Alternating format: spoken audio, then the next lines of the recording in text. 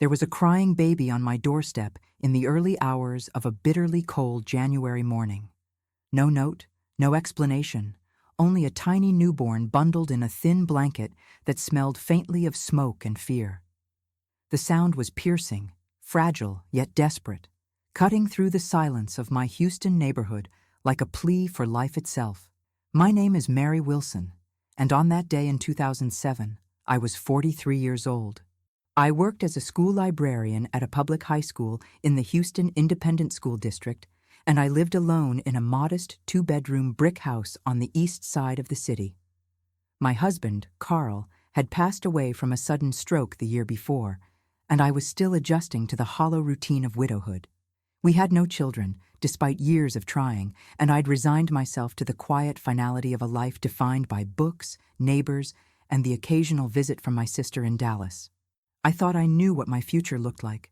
Simple, predictable, steady. That night changed everything. I had been asleep, wrapped beneath quilts to block out the chill that crept into the house when the heater clicked off at night, when faint wails pulled me awake. At first, I thought it was in a dream.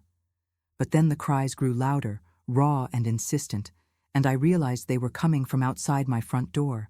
Half asleep in flannel pajamas, I padded to the entryway, confusion swirling in my chest. When I opened the door, the winter air hit like a blade, and the sound became deafening. There he was, a baby, impossibly small, wedged into a cardboard box just big enough to hold him. His cheeks were red and chapped, his little fists poking through a blanket frayed along the edges. The box rested directly on my porch, as if someone had set it down quickly and fled into the night. My heart seized. 1,000 questions erupted at once, but my body moved faster than thought. I scooped him up before the cold could sink any deeper into his fragile skin. The smell of smoke clung to him, ashes embedded in cloth, combined with something sour, like mildew. His face was scrunched tightly from hours of crying, and his diaper was soaked through. Panic surged, but instinct louder still. This child needs safety, warmth, food, love right now. I carried him to the kitchen, cranked the heater, and as I rummaged for an old towel, the magnitude of the moment settled in. Someone had abandoned him here, at my house. Me, Mary Wilson, the widow too old to become a mother. The teacher who slipped candy to students around finals week. Me. I remember shaking as I dialed 911, the receiver slippery in my damp palms. "There's a baby," I told the dispatcher, "on my porch. He's newborn. Please, God, send someone."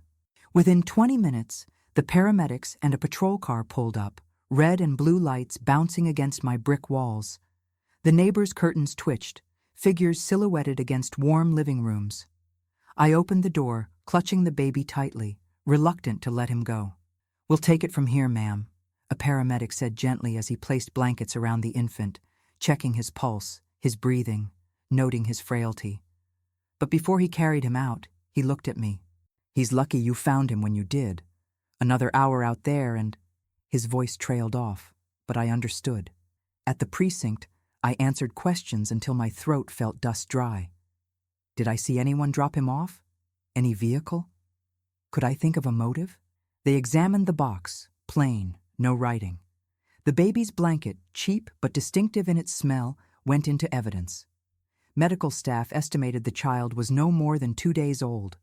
No leads appeared, no missing persons matched. It was as if he'd appeared out of thin air. 3 weeks passed with police and social workers circling in and out of my life, while I returned home each night to silence. I couldn't stop thinking about him. Those tiny fists, his eyes fluttering in dreams, the way his cry had cut through the stillness as if meant for me alone. I prayed for him every night, imagining him in some sterile foster home, hoping he was held enough, fed enough, loved enough. Then one afternoon, I received a call from a social worker named Karen Thomas. "Mrs. Wilson," she said, "no one has come forward. The child is stable, he's healthy, but he will be placed in long-term foster care unless there's another option." The next words left my mouth before I fully realized. "Let me take him." Silence. Then Karen cleared her throat. "Are you saying you'd like to foster?" "Yes. I'm saying I want to care for him. I can, I will. He was left at my door for a reason. I can't let him disappear into the system. There was a long process, home inspections, background checks, medical clearances, but my record as a teacher, my clean financials from Carl's pension, and my salary, and my history of community service carried weight. Foster papers were signed. Within a month, the baby returned to my arms, this time with official sanction. I named him Daniel. It felt right. Biblical, strong, a name that carried survival in its sound. Every time I looked at him, swaddled in soft cotton unlike that smoke-stained blanket, I marveled at how fate, or God, or perhaps someone else's cruelty, had redefined my life completely in one night. The skeptical whispers began almost immediately. At church potlucks, mothers tilted their heads, quietly asking, "What's his story again, Mary?" Neighbors spread hushed theories about where Daniel had come from: teenage pregnancy, cartel trouble, a runaway mother. I kept my responses simple. He was abandoned, and I took him in. End of conversation. Behind closed doors, though, I studied every detail: the blanket, the condition he was found in, every scribble the police had made about that night. Part of me knew the past would catch up someday. But in those early years, the only truth I needed was this: a baby had been left to die, and I had chosen life for him. Looking back now, from the vantage point of 60 years old, I see how that morning on my doorstep reshaped everything. It made me a mother, after years of believing motherhood was a dream I'd never touch. It made me vigilant, protective, sometimes even paranoid. I saved every receipt, every medical form, every school registration. Obsessive, perhaps, but necessary. I'd always known abandonment has consequences. What I did not know was how sharp those consequences would become decades later, when Daniel turned 17 and the past came back to claim him. That day, on my doorstep in 2007, I thought I was saving a life. I never realized I was stepping into a secret that would take 17 years to reveal its full weight. The first months with Daniel felt like a whirlwind of sleepless nights, formula bottles, pediatric visits, and paperwork. I'd raised students for years as a teacher, seen children grow from innocence into rebellion and beyond, but nothing prepared me for the steady rhythm of motherhood arriving overnight. Every day was a new ritual: diaper changes, late-night feedings, long walks through my neighborhood in Houston with him nestled against me in a sling. He felt so impossibly small, yet I knew even then that his presence carried the weight of something I couldn't yet name. Despite the comfort his tiny heartbeat gave me, a constant unease lingered. Someone had left him on my porch. Someone out there knew where he came from, and for reasons I couldn't understand, chose not to claim him. When I first agreed to foster him, social workers promised they would investigate. Flyers had been distributed in hospitals, surrounding counties contacted, birth records checked. Weeks passed, then months, and no one came forward. Yet, I pressed Karen, the social worker, one morning while she completed a home inspection. "You're telling me no young woman gave birth recently and vanished?" Karen sighed, walking through my kitchen, jotting down details about fire alarms, child-proof latches, my pantry stocked with Gerber jars. We checked. Nearby emergency rooms, midwives, women's shelters. Nothing matched. "He's a blank file." She hesitated for a moment before adding, "Sometimes mothers don't give birth in hospitals. Sometimes they leave no record." That answer haunted me. A blank file. Daniel existed, alive and warm in my arms, and yet bureaucratically he was no one. I started keeping my own records compulsively. Every doctor's visit, each vaccination sheet, every diaper brand receipt, even the faint hospital band he received when paramedics had identified him as infant male doe. I collected all of it in a large binder, divided into sections, marked with dates. Some of my neighbors found it obsessive, but I told myself, if the past ever tries to pull him away, my proof will shield us. Evidence of the love and stability I provided. As years passed, my vigilance only deepened. By the time Daniel turned 2, I'd already filled an entire filing cabinet. His laughter and mischievous grin filled the house, but shadows of that night remained. The blanket he'd been wrapped in, the one that smelled of ash, remained folded in a box at the top of my closet. I couldn't bear to part with it, though touching it left me faintly nauseated.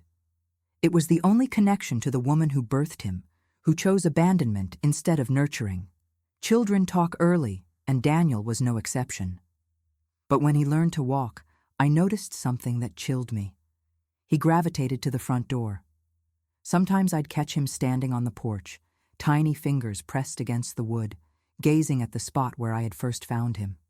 Perhaps it was only curiosity, but my heart quaked with the irrational fear that someday someone might come knocking and try to claim what they had once forsaken. Legally, I knew I needed permanence. Fostering wasn't enough. Foster parents often become footnotes in children's lives when biological families reappear. In 2009, after countless forms and court hearings, my petition to adopt Daniel officially was granted. I remember standing before Judge Carter, clutching my toddler's hand, when he signed and declared it final. From that day, my son bore my last name, Daniel Wilson. I walked out of the courthouse filled with relief, but also trembling inside. Paper and ink formalized what my heart had known since the first moment I lifted him from that box. But I wondered still. Why me? Why my porch? I tried to press forward. We built traditions, birthday parties with balloons filling the living room, Thanksgivings where Daniel mashed potatoes beside me with exuberant mess, summers spent at community pools and baseball practice. To any outsider, we were just another mother and son. Inside, however, I never shook that quiet paranoia. In quiet hours after he was asleep, I combed local archives, scanning for missing infant reports filed in early 2007. None matched. Some dead ends surfaced. Rumors of a runaway girl in Galveston, whispers of addicts in shelters across Harris County, but nothing contained specifics that could tie back to him. When Daniel turned 5, the questions began. "Where's my daddy?" he asked, while coloring superheroes across butcher paper on the kitchen table. "Where did I come from?" I paused carefully. I'd promised myself honesty, but age-appropriate. "You came from a very special place, Daniel. One morning, you arrived at Mommy's door, and God gave me the chance to love you forever." He accepted it, a smile spreading across his gap-toothed grin. Children at that age take answers as gifts rather than puzzles. Still, I knew the deeper questions would return, with sharper edges, the older he grew. My memories of those early years blend together now, his first lost tooth, learning to ride his bike down our cracked driveway, begging for a puppy on every Christmas list. But within each joyous memory lived that shadow, the image of the cardboard box, the brittle blanket, the knowledge I could never identify the hands that placed him there. Not knowing meant I never truly understood if danger still lingered nearby. Then in middle school, Daniel began to notice my cautiousness. "Why do you save every little paper, Mom?" he asked one afternoon, pulling random files from my ever-expanding cabinet. "So we have proof, Daniel." "Proof of what?" His eyes, hazel with gold streaks that never came from me, searched my face for answers bigger than his age. I didn't respond fully, not yet. I ruffled his brown hair and deflected. "Proof that your life matters. Proof that Mommy's always by your side." As teenagers sometimes do, he rolled his eyes, unconvinced. But I caught him watching me later, quietly studying me like he knew there was a deeper story I wasn't telling. Through all those years, I rehearsed scenarios in my mind. What would I do if someone came forward after 10 years, if a stranger appeared claiming blood rights, if lawyers tried to dismantle what Daniel and I built? My strategy remained steady. Organization, documents, witnesses from school and church, affidavits of character and care. I shielded us through information, like armor layered sheet by sheet. But even with steel walls of preparation, I never shook that instinct that the past wasn't finished with us. A mother abandoning her baby leaves scars not only on the child, but on fate itself. And fate remembers debts.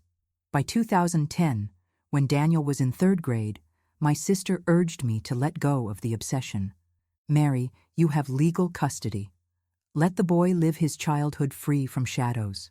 I nodded but didn't listen. At night, Long after homework and bedtime stories, I sat with that blanket again, running my fingers over its worn fibers, wondering whose hands wrapped him in this, and why my door. I told myself the questions might never have answers. Yet I also knew life has a way of circling back. 17 years was a long time to hold one's secret. But eventually, the owner of that secret would come knocking.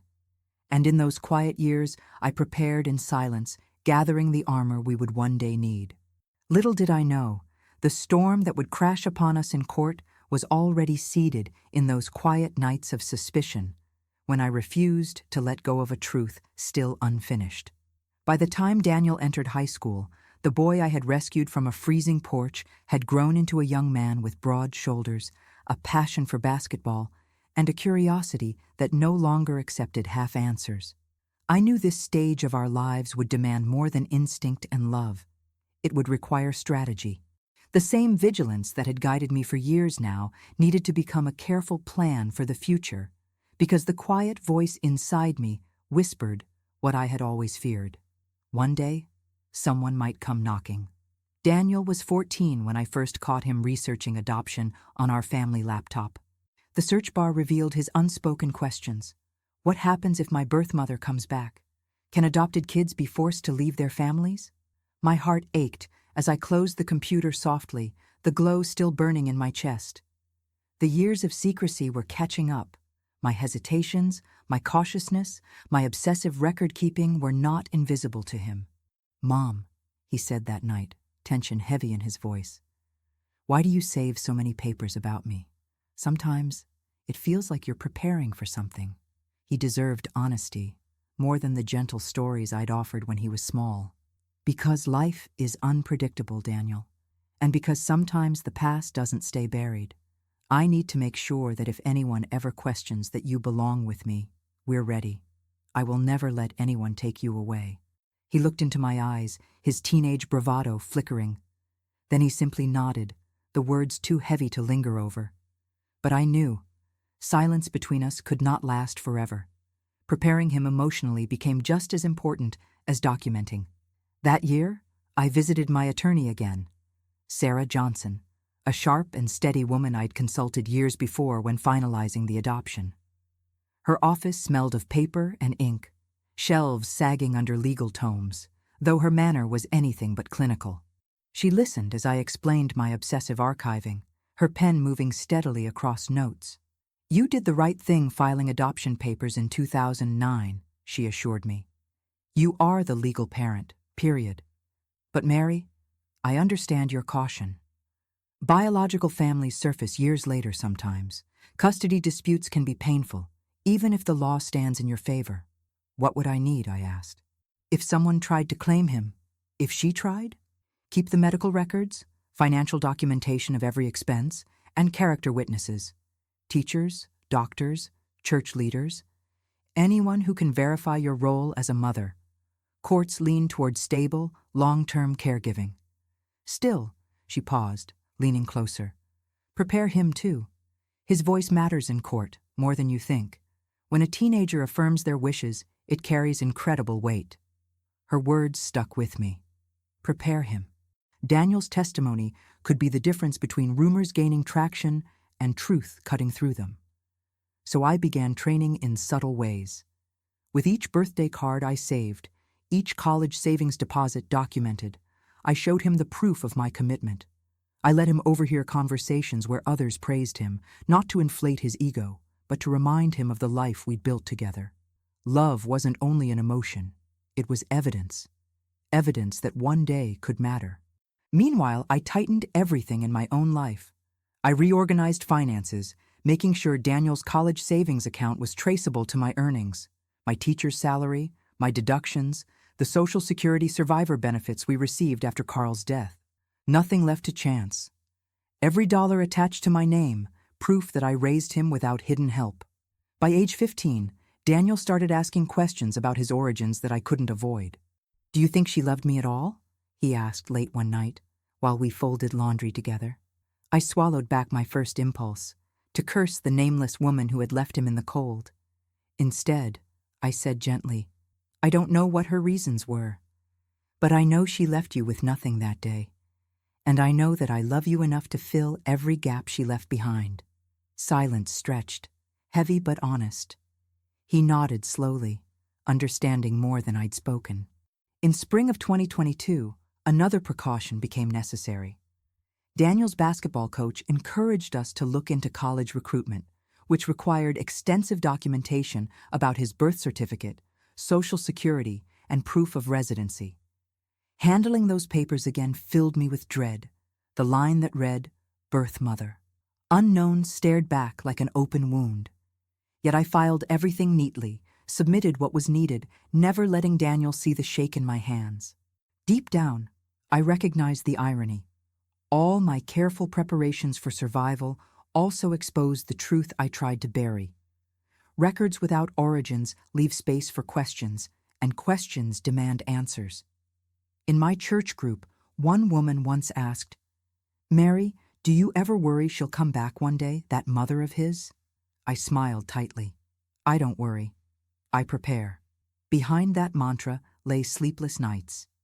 Sometimes I dreamed of a faceless woman watching from across the street, biding her time. Other nights I saw the baby again on the porch, except this time someone reached from the shadows to snatch him back. Dreams like those fueled my urgency. No preparation was too extreme if it meant keeping him. By the time Daniel turned 17, my plans were airtight.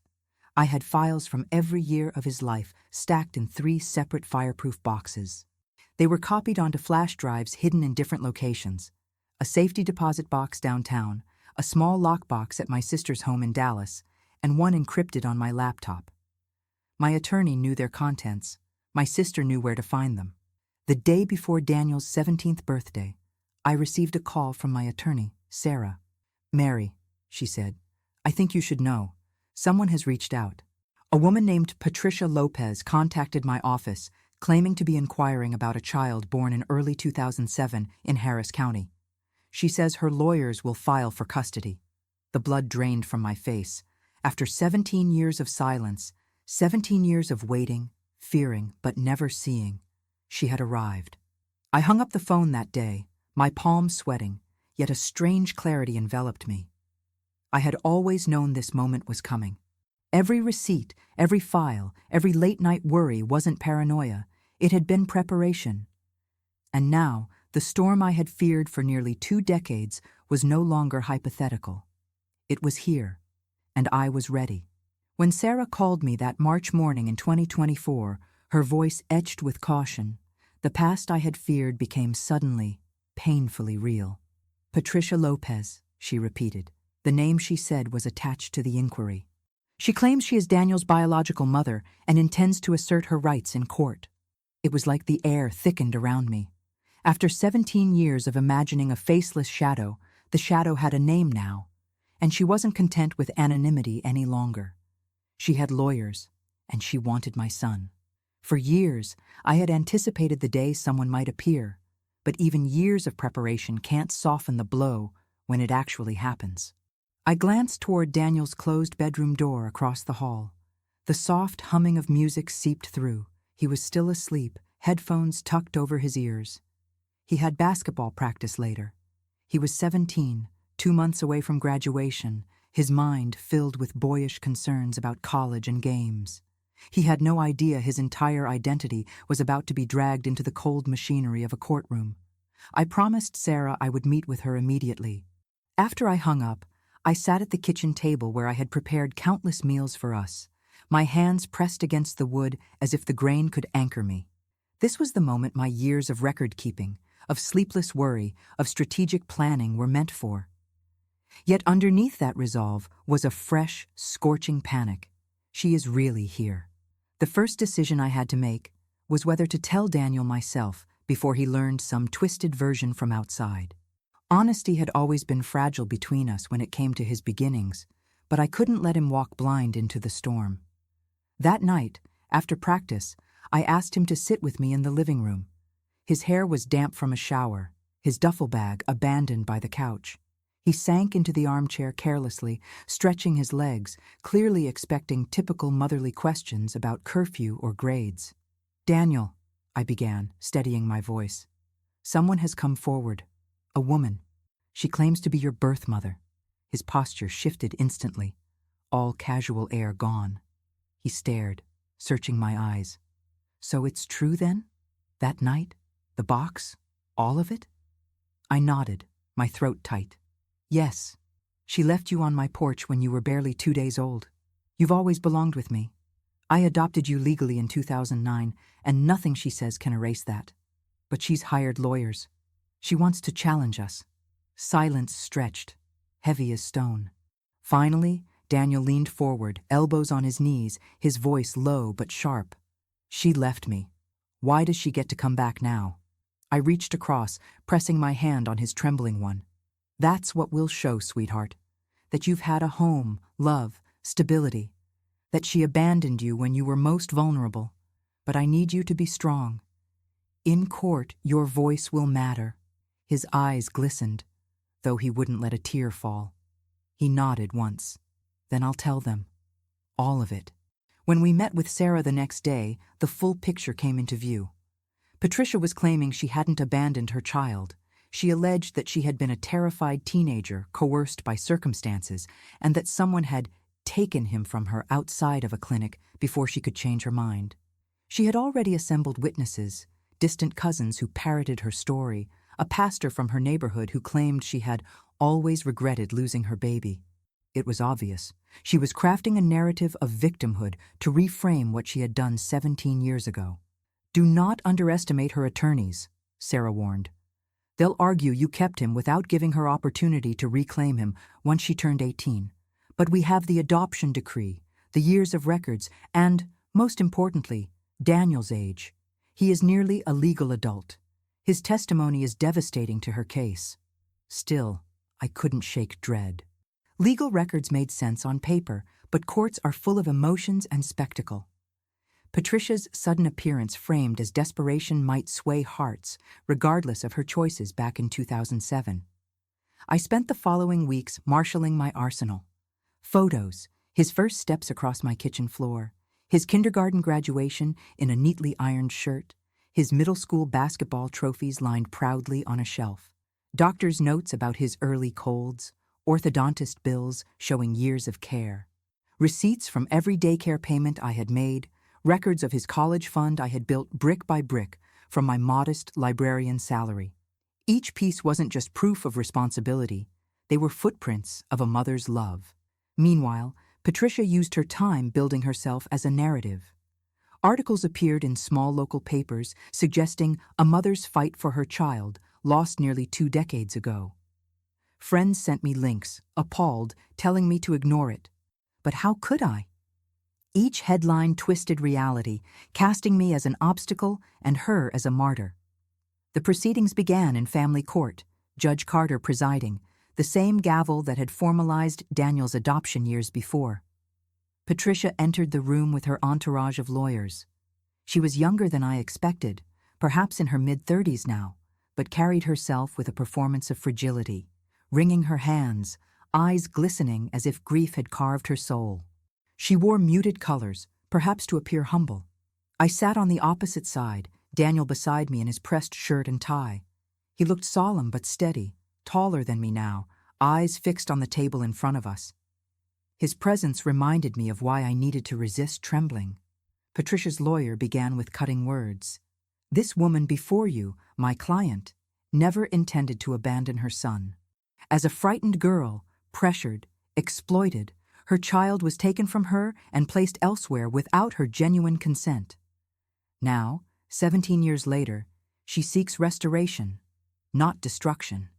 She seeks truth. The room buzzed, the words taken and exploited like daggers. Sarah rose calmly.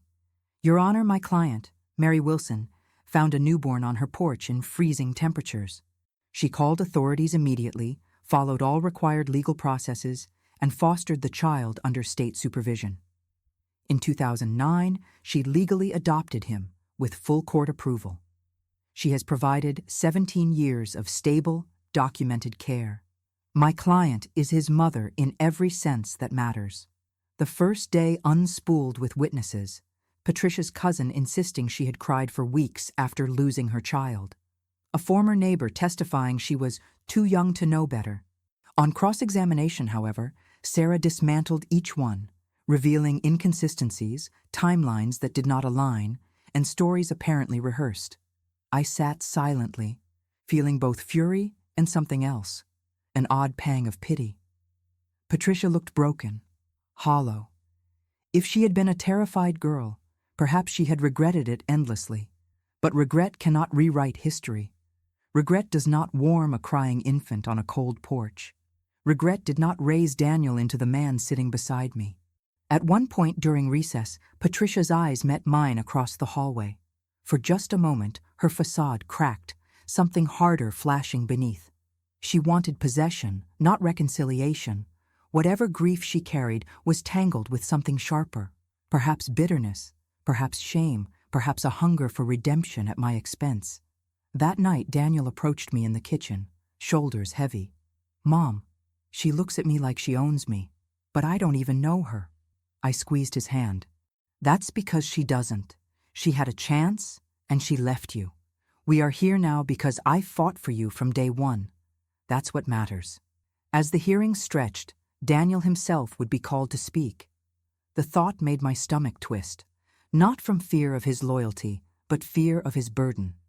No child, no matter how old, should be forced to choose publicly between two women claiming the same title. But that was the execution of my years of preparation. The moment truth would pour, not from my files or my testimony, but from Daniel's heart.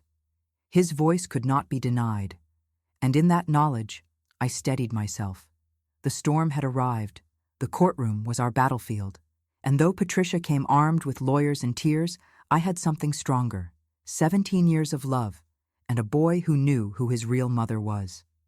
The day Daniel was called to testify felt like the longest day of my life. I had braced myself for everything: the lies, the twisting of history, the rehearsed performances from Patricia and her entourage. But nothing could prepare me for the sight of my 17-year-old son standing behind the witness stand, his voice about to decide the course of our family's future. The courtroom was thick with anticipation. Reporters had begun trickling into the hearings after word spread about the abandoned baby case and the supposed wronged mother demanding restitution. I hated how casually the headlines turned our lives into spectacle. To them, we weren't people. We were a story with easy labels: the savior or the thief, the victim or the deserter. Truth rarely fit into neat categories. That afternoon, Judge Carter adjusted his glasses and addressed Daniel directly. "Son, you are nearly 18, a young man who can speak for himself. Take your time. Your statement is important." Daniel swallowed hard, his tall frame rigid, his hazel eyes fixed ahead. From my seat at the counsel table, I could see his hands trembling only slightly against the wood railing. His voice began low, but steady. "My name is Daniel Wilson. I've lived with my mom, Mary Wilson, since I was 2 days old. She found me abandoned on her porch. That's all I've ever known. She raised me. She fed me, clothed me, taught me everything about what it means to be loved." Patricia shifted visibly at the opposite side of the courtroom, tears streaking quickly down her cheeks. The performance was calibrated to draw pity, but Daniel kept his focus on the judge. "I've heard what she says," he continued, nodding faintly toward Patricia without turning. "That she was young, that she regretted what happened. But what I know, what I lived, is that she never came back. For 17 years, she let everyone else wonder while my mom, the real one, sacrificed everything for me. She worked double shifts, kept every record, saved every memory. If Mom hadn't picked me up that night, I probably wouldn't be alive right now." The room was silent. Daniel's voice grew louder, passion bleeding into every word. "She keeps saying I was taken from her. That's not true. She left me. She wrapped me in a dirty blanket and put me outside in the cold. She left me to die. This woman saved my life." And then he did something that made even the most hardened attorney pause. He pointed directly at me, not with shame, not with hesitation, but with conviction. "Mary Wilson is my mother. Nothing anyone says can change that. If this woman really cared back then, she'd have knocked on that door a long time ago. She didn't. And now that I'm almost an adult, she doesn't get to rewrite history because it's convenient for her. I choose my mom. I choose the life she gave me. I felt the tears spill before I could stop them. My chest ached with both pride and sorrow that he had to carry this weight. But he stood taller, stronger, as though shedding years of questions that had haunted him in silence. Patricia's lawyer tried to recover, asking questions meant to pry open hesitation. But Daniel stayed composed. "Do you feel any connection to Ms. Lopez?" Daniel's response was simple. "She's a stranger. My connection is here." When he stepped down, he walked past my seat, and though protocol demanded silence, he brushed my hand lightly, reassurance passing like an electric current. After his testimony, the momentum of the case shifted palpably. No legal argument could outweigh the raw clarity of a young man defending the only parent he'd ever truly known. Sarah leaned toward me, whispering, "That was the nail in the coffin." In closing arguments, Patricia's lawyer leaned into appeals to sympathy. A woman, too young to understand, separated from her child by cruel circumstance, should not be punished forever. He begged the court to consider redemption, to offer her the opportunity she had been denied. But Sarah spoke with precision and fire. "The question before you isn't whether Ms. Lopez regrets her past or deserves redemption. The question is, who has been this boy's parent for 17 years? Mary Wilson didn't abandon him. She clothed him, sheltered him, advocated for him in school, saved for his college. 17 years of sacrifice cannot be erased by 17 days of tears in a courtroom." When she sat, I felt a rush of gratitude for her steady hands and sharper mind. Judge Carter took several days to deliberate. The waiting nearly crushed me. Each morning I dressed for school, played the part of a librarian helping restless teenagers with projects, all the while waiting for a phone call. Each evening Daniel and I sat together, silent, television flickering but barely watched. He pretended calm, but I knew his heart raced too. The decision was delivered in late April. The gavel echoed like thunder in the quiet courtroom as Judge Carter read his verdict. After full review of the history, testimonies, and legal documents, it is the finding of this court that Mary Wilson is, and will remain, the sole legal parent of Daniel Wilson. The adoption finalized in 2009 is upheld beyond contest. Ms. Lopez's petition is denied. He paused, looking over the courtroom. This court does not dismiss the pain of past mistakes, but parenthood is measured in presence, not biology. 17 years of absence cannot be redeemed in 17 days of argument. Case closed. The crack of the gavel sealed the words into permanence. My hand flew to my mouth, stifling the sob building in my chest. Beside me, Daniel exhaled the loudest breath, his shoulders loosening as if someone had stripped a weight from him. Patricia dissolved into loud weeping. Her lawyers shuffled around, making plans for potential appeals, though I knew most of their ammunition had been burned in this trial. But I felt no triumph. I only felt relief, bone-deep, trembling relief, that my son, our bond, had been protected. Afterward, reporters swarmed outside the courthouse. Cameras flashed, microphones pushed close, questions shooting rapid fire. "Mary, how does it feel? Daniel, do you have anything to say to your biological mother?" Daniel stopped, turned, and spoke with finality. "She may be the woman who gave birth to me, but she is not my mother. My mother is right here." He took my hand. "That's the truth." And with that, we walked through the crowd, into the sunlight, bound not by blood, but by years of love and survival. That evening, safe at home, Daniel sat at the dining room table where so many of our battles and joys had unfolded. He looked across at me with new steadiness in his eyes. "We won, Mom." "No, Daniel," I whispered, reaching across to squeeze his hand. "We survived. And that's so much bigger than winning." In that quiet room, surrounded by the stacks of evidence I had spent nearly 2 decades preserving, I realized that the true testimony had never been in the papers or the lawyer's words. The testimony had always been Daniel himself, alive, strong, certain of who his mother really was. And no courtroom, no lawyer, no tear-filled performance could ever erase that truth. The weeks after the verdict passed like a strange blur, as though I were walking out of a storm still carrying rain on my skin. For almost 2 decades, I had lived with a shadow pressed against my back, the fear that someone would appear, claim Daniel, and unravel the life we had built. That shadow had finally taken form, screamed in a courtroom, and been dismissed by the stroke of a judge's gavel. Yet even in victory, I didn't feel triumphant. What I felt was something quieter, deeper. Exhaustion mixed with profound gratitude. Life in Houston continued, just as it always had. Morning traffic humming along I-10, humid afternoons clinging to every inch of air, students visiting me in the library to ask for book recommendations. Outwardly, everything seemed normal again. But inside our home, and within my own heart, nothing was quite the same. If courtrooms strip illusions, they also reveal truths too raw to ignore. For Daniel, the trial drew a line he could never cross back over. He had stood in public and declared who he was, and for a 17-year-old boy, that shifted the very ground beneath him. In the first days after the judgment, he was restless, snapping at me over trivial things, retreating into his room for hours.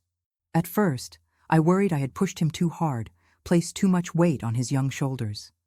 But late one night, I knocked softly and found him sitting on the floor, surrounded by basketball posters and college brochures, staring at nothing. "Mom," he whispered, his voice breaking. "Why did she come back now, after all this time?" I knelt beside him, resting my hand on his back. "I don't know, sweetheart. Maybe guilt, maybe a craving for redemption, maybe selfishness." My throat tightened. But none of that changes what really happened. None of it changes who you are. He leaned into me then, and I held him as tightly as the day I lifted him from that cardboard box. Even at 17, taller and stronger than me, he curled inward. Still, at his core, a boy who wanted reassurance that love was permanent. The weeks passed, and slowly, a kind of peace found its way back into us. Patricia, after her courtroom defeat, tried once more to file an appeal, but it was struck down immediately for lack of standing. She faded from headlines soon after, her story no longer captivating without the element of possibility. To the public, she was yesterday's news. To us, she remained a scar, visible only in the way we learned to heal over it. With legal battles concluded, Daniel turned his focus to the future. College recruiters began visiting his high school games in April. I sat in crowded gymnasiums, pride swelling each time my son soared across the court, effortless in his movements. For the first time in months, his laughter began returning. He teased me about my careful note-taking at games, rolled his eyes when I told him I'd saved every flyer from recruiters. Slowly, the heaviness of the courtroom receded. At home, I finally began clearing the evidence files I had lived with for years. The tall filing cabinet that had dominated the corner of my bedroom yielded its contents. Medical reports, vaccination records, every school award laminated in protective sleeves. I spread them out across the dining table one Saturday morning, papers cascading like fragments of 2 decades of motherhood. Daniel wandered in, bleary-eyed from sleeping late, and stopped. "Mom, what is all this?" I smiled faintly. "Proof. My way of making sure no one could ever question us." He pressed his palms against the mountain of documents, then looked at me, his jaw tightening. "You shouldn't have had to do that." "I know," I admitted softly, "but I did it because I had to be sure. Love had to be both felt and proven. Now, maybe, for the first time, we can just let it be love." For the first time in years, I allowed myself to throw papers away. I kept the most important: his adoption decree, his early photos, the blanket that had wrapped him at the start. But the binders of grocery receipts, medical insurance copays, and endless bank statements all went into boxes marked for shredding. It was like tearing away chains I had long carried without realizing how heavy they had become. On the 4th of July in 2024, we sat together in folding chairs in our backyard, watching fireworks explode over the Houston skyline. The air smelled of grilled hot dogs from neighbors' yards, the boom of celebrations echoing through side streets. Daniel nudged me as a burst of red filled the sky. Hey, Mom? Yeah? Thank you for never letting go. Maybe to anyone else it sounded simple. But to me, those words were a balm. They settled deep, a reminder that love, defended fiercely and relentlessly, had brought us here, to safety, to permanence, to freedom at last. The case had left scars, but scars meant healing. I often reflected then, what defines a mother? Is it blood that ties two people? Or is it hands that hold, tears shed in sleepless nights, the sacrifices tucked away silently? The judge had said parents are measured in presence, not biology, and he was right. Daniel will carry the truth of his beginnings with him forever, but not as a burden. Instead, it will be a testament to resilience, to survival, to the power of choice. He was abandoned once, yes, but he was also found, raised, loved, fought for. As for me, standing at 60 years old now, looking at the horizon of his adulthood, I know my greatest victory wasn't winning a legal battle. It wasn't silencing Patricia or keeping media attention at bay. My true victory was raising a son who could stand in a courtroom, stare into the faces of strangers, and declare for himself who his mother truly was. The night I found him in that box, I thought I was the one saving him. But after everything, 17 years of battles, sleepless nights, and fears turned into reality, I see it now with clarity. He saved me too. He gave my broken, widowed life meaning again. He gave me purpose I thought I'd lost. And if blood had abandoned him at the start, love, not chance, chose him every day after. That is the truth I will carry beyond the courtroom, beyond Houston, beyond everything. That is the truth that no one, not even time itself, could ever take away.